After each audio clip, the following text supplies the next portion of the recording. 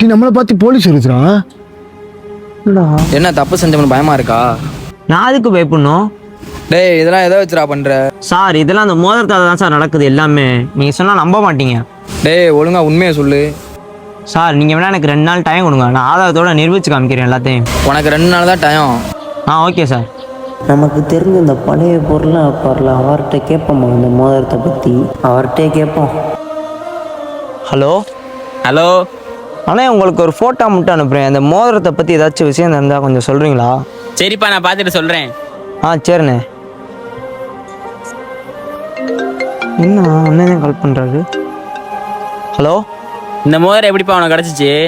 ஏண்ணே அந்த மோதிரத்தில் அப்படி என்ன இருக்குது? உனக்கு ஒரு ஃபோட்டோ அமைச்சிருக்கேன் பாரு. இந்த இருங்க பார்க்குறேன்.